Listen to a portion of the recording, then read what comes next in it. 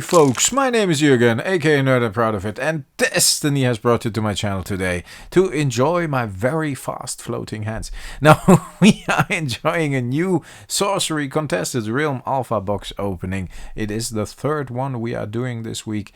It's the last one of half a case that I opened, and as you can see, my hands are indeed floating a bit faster than normal, but that's simply because I put the speed on 150%, which saves you 10 minutes of viewing time. It's not that I'm not enjoying this, but I think it's a little more convenient to actually have a box opening of about 20 minutes than more than half an hour. So yeah, I thought I save you a little bit of your day, because I appreciate you are actually being here and spending time on the channel, so I don't want to prolong it unnecessarily. I can already tell you folks, this is an interesting, very cool box.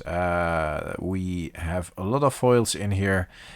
We got some really nice high-end foils. At least one of them is very nice and high-end. We got some cool, very awesome uniques. So I hope you stay tuned. I personally enjoyed it very much. That was a card I actually had quite often, and I have seen quite often in the 3 boxes. But yeah, it is what it is. So I'm not quite sure still how the system works. I will have to open a few more boxes, and I watched a lot of box openings, but I still want to get a better feeling on what about what I can expect from the boxes. I think that would be very nice. Beautiful mirage here. Very cool artwork, I think.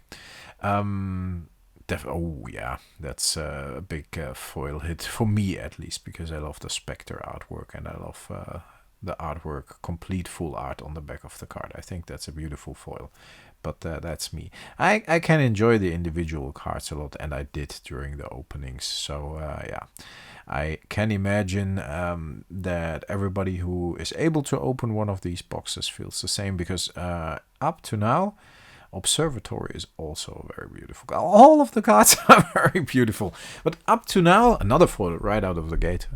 Pretty cool, the Raven's Eye. Everybody I talked to who opened boxes enjoyed it a lot.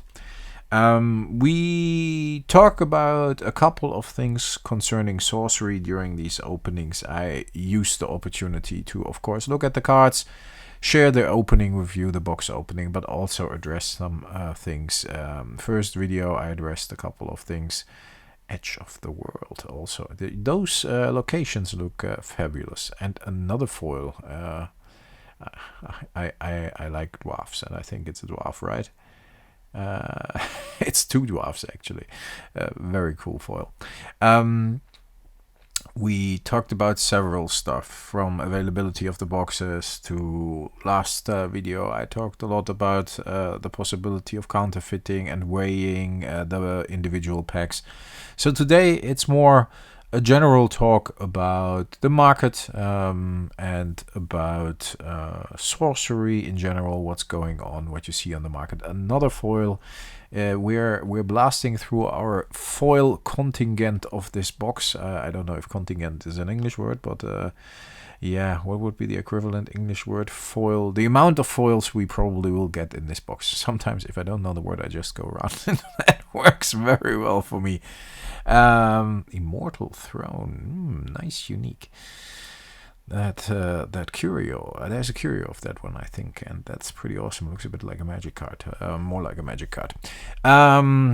Rambling on already, but that's good, and you should be used to that by now. From me, I want to first talk a bit about the fact that the market for sorcery in general, may it be sealed boxes, may it be singles, another unique here, seems to be down a bit. At least that's what I see. I had a look at a couple of cards, and I'm honest, it is what it is. I haven't taken a look at the broad spectrum of the market. I only took a look at individual cards, like for example Grim Reaper, which I quite enjoy, or the Great Old One. Mariner's Curse, also a very beautiful card. I really love the Art of Dan Seagrave personally, so I would like to get a Great Old One, and I saw a foil one, same as a foil Grim Reaper. Somehow that art is very attractive to me. And I saw them for 400, and then I saw them for about 300, more in the 300 range, and now I even sometimes see them in the 250 range. So unique foils, which is of course interesting considering there are only 250 out there. I think if the game takes off, and it looks like it does, it looks like it already has, then those unique foils in the long run will be very, very interesting, especially for, I haven't seen that one yet, I think Replication looked very cool, especially in the long run for set collectors. Let's see. No Curio. No Curio avatar yet. I always want to check. In general, folks, I think I already let you know I decided to not use the alpha for play, and I heard a lot of others doing the same. Alpha more or less will be for collectors, and of course there are people who play with it, and there are people who like buying up alpha bulk, like 500 commons for $100. Commons, ordinaries, I have to say, I'm sorry. Very rooted in the old common, uncommon, rare theme. But that's just me. Ordinaries, 500 ordinaries for $100. I think on eBay you can, that's locally here.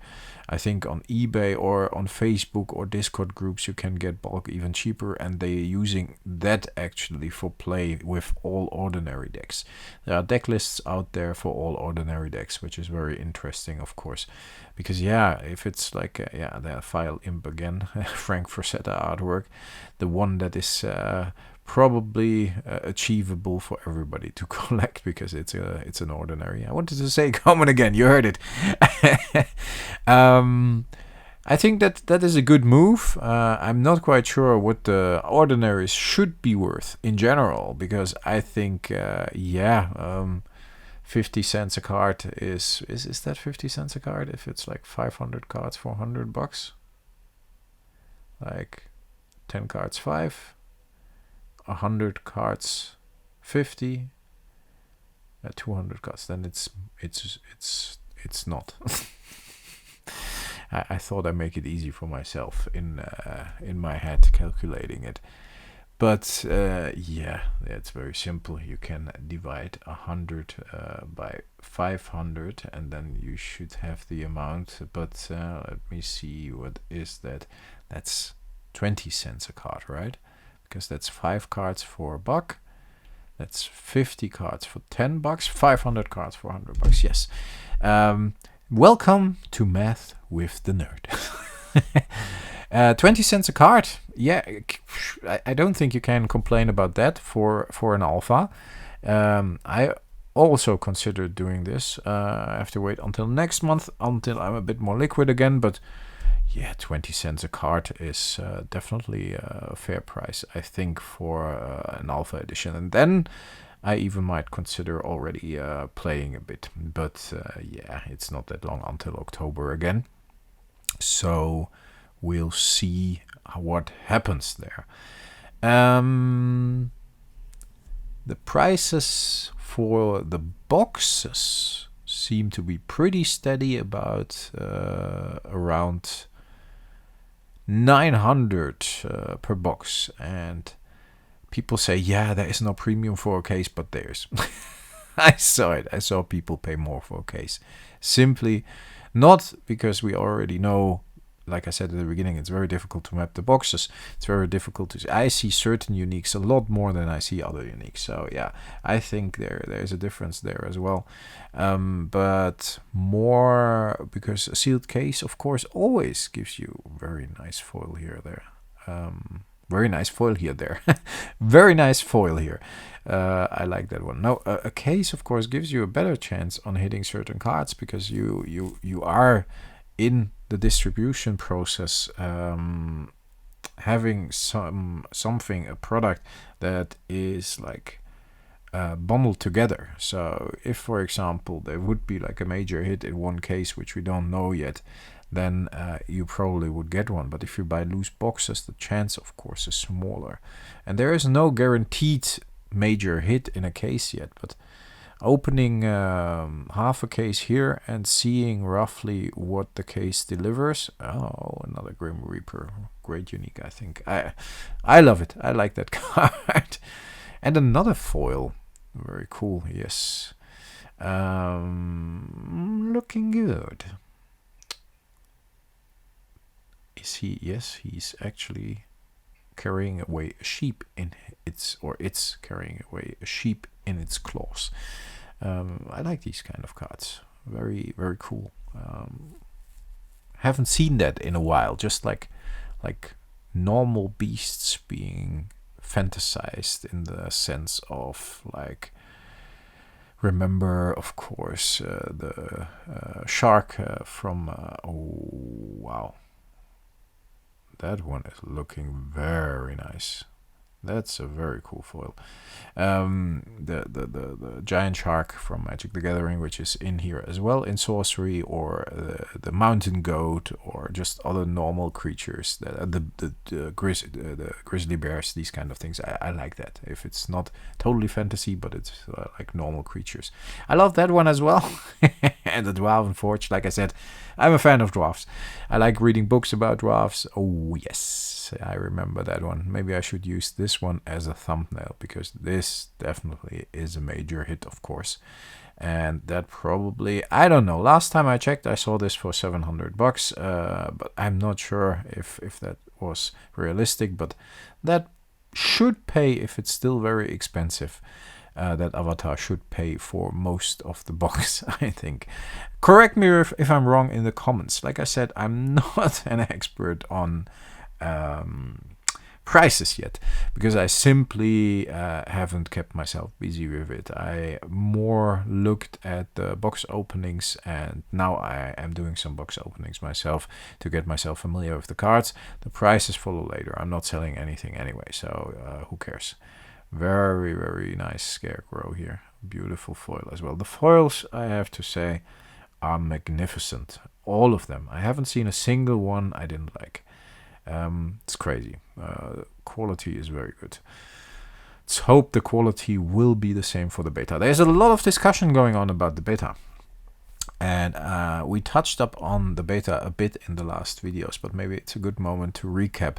So over here in Europe, at least, I have not seen, oh, the Gorgons again, I love those. I have not seen a lot of places that still are open or still have their pre-orders open for beta. Most of the shops that I checked actually have closed the pre-orders, which is very interesting.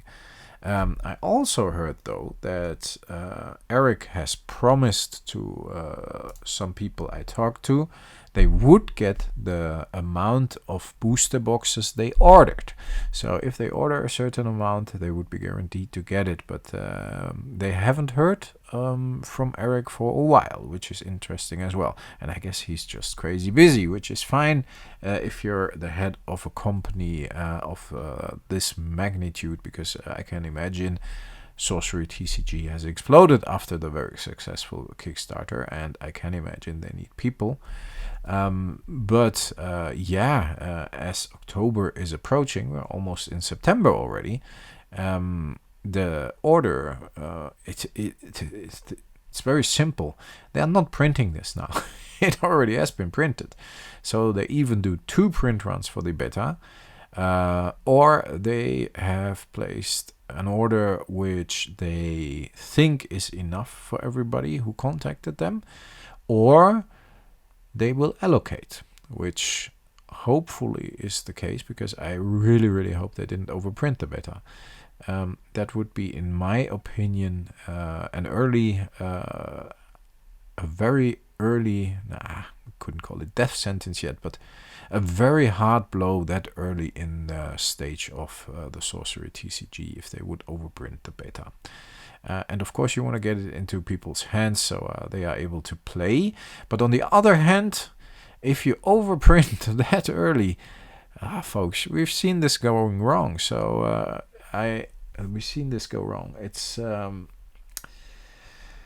You have to be careful. Personally, if you ask me, and I am not an expert, but I did my fair share with distribution, TCGs, board games, and of course video games, which I have a better understanding. Yeah, the Captain, I like that one. We had that one in a previous box as well. So there is duplication even within half a case. That's strange, but certain cards we have not seen yet at all. It's a bit strange. No, I'm not a total expert, but I have some experience. And I would say we got about 29,000 alpha booster boxes. I wouldn't print more than double of the beta. And then we'll see what happens. But that's fair for people getting it into their hands to play. And also fair for the collectors, I think, which makes the beta still a nice product. Remember, this doesn't grow organically like Magic the Gathering did. This is artificially created now, and you can steer it in the direction you want to. And if you now print 120,000 boxes of beta, I think that that would be devastating for the product. Just look at Monarch. And you can say, yeah, Flesh and Blood is doing fine. Might be so, but that's because they drastically, I know that, and I'm not allowed to talk about the source, but they drastically cut print runs after Monarch and Tales of Aria. So yeah, I think 60,000 is already quite a high number, but that successful as this was and as hyped as it is at the moment, I think it would be good to not overprint the beta. But that's my opinion, and let me know in the comments what you think. That we need to be out there for the players and every card has to be like 20 cents like all the alpha comments are now, is I think a wrong approach to a collectible card game. You should buy Dominion then. It's a boxed card game. Then everybody has the same cards and everything is fine. But this is a collectible card game, and I think it should be collectible because that's in the name. Not only because it's in the name, of course I'm being sarcastic, but also because it is essential for the health of the game. Another very cool avatar. We got the foil one first, but we got the Elementalist here. I have not seen this one in person yet, so very, very nice one too. Cool cards. Definitely a good box. Would be awesome to get another big hit here. And I will have a look at everything we got at the end of the video. I can already tell you I was missing one of the foils, but I made in my video recap directly after I opened the last booster pack. But I took a photo of that foil together with all the other cards, so I will add that to the video as well, so you are able to see the complete haul here and everything we pulled. But it is a good box, and yeah, I see a mix in the close, mixed Terra. That's nice.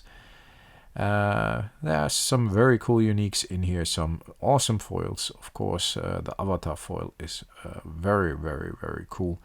But in general, we did get a lot of foils in this box as well, above average. Avatar of Fire, beautiful foil. I think that's the major hit of the box, and we can all agree on that. Let me know in the comments what it goes for at the moment. I'm not sure. Again, last time I saw it, somebody offered it for $700. I don't know if it's sold or not, but that was the last time and the only time I saw it. I haven't seen that one this often, by the way, which is pretty cool. Looking at the foils, and again, there is one missing that escaped my view. I love that Spectre. It's very nice. But yeah, it is definitely a great amount of foils we pulled here, and I have to say it's how many do we have? Yes, here's another one. There were some that weren't sleeved yet, and there should be another one. Yes, 2, 4, 6, 8, 10 foils, and I think we got even one more, but we'll have a look at it. Let me first get the uniques as well, and then we'll have a look at the picture I've taken. I have to say I'm pretty satisfied with this box. So yeah, I don't know if you think this was a very good box. Let me know in the comments as well. Yeah, I'm asking a lot from you to let me know in the comments, but I'm very interested what you think. And I see the core indeed. I just talked through the core, which is crazy, of course, because it's a very good card. So we got some very cool uniques here. We got a mix. We got the foil Avatar of Fire. I think we got 10 foils in general. I think even 11. Just let me have a look. I think this definitely is the best box out of the half case we opened so far. So yeah. Let me know. Let me know what you think. Last time I'm saying this, I promise. Alright, let me get the picture here. So I indeed was missing one foil. We got 10 foils in total, of which one is the Avatar of Fire, of course, which is awesome. I added the mix because I know it's a very cool card, but technically it's not a unique. But we got 2, 4, 6, 8, 9 uniques non-foil, and I think you can consider the Avatar a unique as well. So yeah, folks, this concludes the box opening. I think we had a good box here. Folks, stay healthy, stay frosty. I talk to you next time. Thanks so much for listening. Bye bye.